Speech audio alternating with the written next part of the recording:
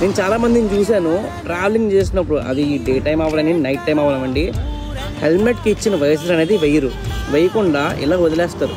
So దీనివల్ల ఏమవుతాయి కూడా నేను చెప్తాను.